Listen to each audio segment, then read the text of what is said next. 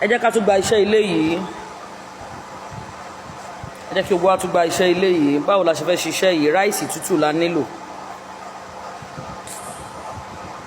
ráìsì tútù bùsùn ní abọ́ kan. Ráìsì tútù yìí máa gbọ́ mi. Àwọn tó lo iṣẹ́ yìí ńgbà tí mo filẹ̀ ní other page mi, ní previous page mi tí wọ́n block yẹn, ní 800,000 followers page mi yẹn, mo pọ́ máa comment tó bá rí iṣẹ́ yìí. Ráìsì yẹn o fẹ́ fọ́ ni o, omi tí wọ́n fi fọ ráìsì nìkan ló nílò nínú iṣẹ́ yìí. Ráìsì tá a máa ń jẹ sẹ́nu yẹn, kódà kó jẹ́ pé ìnáwó lọ tó rómi tó fi fọ ráìsì gbà á, ọkùn mọ̀ pé kìí ṣe pé o lè jẹ́, so àwọn lọ́mọ wúlò ẹ̀. ṣé o ti gbà á lọ́rùn káfúrà mẹ́ta sínú ẹ̀, káfúrà pẹlẹbẹ mẹ́ta, kó o dẹ̀ fi oyin sínú ẹ̀, kó o fi kí ni mo pè é, fi oyin sínú ẹ̀, oyin original. Tó o bá lóyin original lọ́wọ́, ó wà ńlẹ̀ fún títà, bá mi tọ iná ọ̀nù church, oyin original wà ńlẹ̀ fún títà. So ti yé, káfúrà pẹlẹbẹ mẹ́ta, fi oyin original sí. Oh God, fílẹ̀ fi iyọ̀ díẹ̀ sí o. Tó bá ti di bí ìjọ́ kejì síjọ́ kẹta máa tá sómi ìwẹ̀ kó má lọ fi wẹ̀. Omi tí wọ́n fi fọ ráìsì.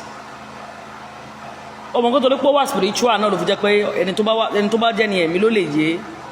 07078313058. Tó o bá kí n ṣe ni ẹ̀mí, ọ̀rọ̀ ẹ̀mí ò lè yé ẹ, torí ohun tí ò possible ní normal ló máa ń possible nínú ẹ̀mí. Torí pé wá spiritual náà ló ṣe jẹ́ pé ẹni tó wá spiritual ló lè yé. O lè fúnra rẹ̀ máa ṣe ráìsì jẹ nínú ilé, omi tó bá fi fọ̀ lọ sínú rágólìsì kan, add oyin sí, káfúrà pẹlẹbẹ, are you with me? Fi iyọ̀ díẹ̀ sí, máa mi pọ̀ kó máa tá sínú omi ìwẹ̀. Ṣéènì wà ńlẹ̀ fún títà, ṣéènì ń ṣiṣẹ́ ajé, ó ń ṣiṣẹ́ ìdáàbòbò, ó ń ṣiṣẹ́ protection, iṣẹ́ ọ̀wọ̀ téèyàn ń lò sínú ilé, iṣẹ́ ọ̀wọ̀ tó lè gbé kọ́ yálà sínú ilé yálà síbi iṣẹ́ ni, èyí tó lè máa lò sára jáde, èyí tó lè rí mọ́gúnmọ́rẹ̀ nínú ilé, èyí tó lè rí sẹ́nu ọ̀nà àbáwọlé sínú ẹnu géètì ẹ, tí wọn ò fi ní lè wá ṣe bí ń bẹ̀, táwọn oníṣẹ́ láabi yóò fi ní mọ̀nà ọbẹ̀ ó lè arólè ẹ̀mí tí ò fi ní jà ẹ́. 07078313058 07078313058. Ìwọ tó bá lè tọ́jú ọmọ, tó lè tọ́jú bébì, ìwọ tó bá lè tọ́jú bébì, vacancy, ẹni tó bá lè tọ́jú bébì like nani, ẹ jẹ́ kó message ní WhatsApp. Ìwọ tó dẹ̀ lè ṣe house help tó dẹ̀ kì í jalè, kò ní dá kó jalè ká máa fọmi ayílála wá ẹ o, tó kì í jalè, tí nǹkan ní nǹkan kì í wò ẹ lójú, ẹ hi ní DM, mọ́mí nǹkan báyìí ni mo bá wá síbí, máa wá sí DM kó lọ máa ṣe ẹ̀ka àrọ́mà, ẹ̀ka sọmọ, just go straight to the point, má kì mí bí ẹni tó fẹ́ fún mi lówó o. Lórúkọ Jésù gbogbo wa máa rí ọwọ́ Ọlọ́run.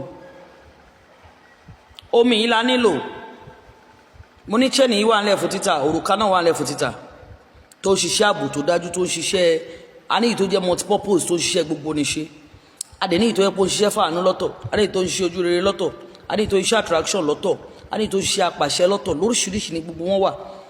So ọṣẹ náà wà lóríṣiríṣi ọṣẹ, so ti yẹ àgbo wà lóríṣiríṣi, so ti yẹ powder wà lórí, anything tó bá wọn ẹ tó bá fẹ́ wọnú DM mi kó jẹ́ kí n mọ̀. 07078313058 78313058. We distribute worldwide, both Nigeria and overseas, among DHL káàkiri and cargo káàkiri, anywhere tó bá wà. Ẹjọ́ yín tẹ order iṣẹ́ tí wọ́n ti pẹ́ pé wọ́n fẹ́ deliver fún ẹ, má bínú torí Ọlọ́run, èrò pọ̀. Mo sọ fún ẹ kò easy, more than 20,000 work per day land deliver. So mo bẹ̀ lórúkọ Ọlọ́run, má bínú, èrò pọ̀ o, èrò pọ̀ gan, èrò pọ̀. Kó bó báyìí tó ló ṣe ń fọ́ lórí, ohun tó bá dẹ̀ da, ohun tó bá da àwọn èèyàn ní dẹ̀ yìí ń bẹ̀. Ṣé you understand? So I love you people so much.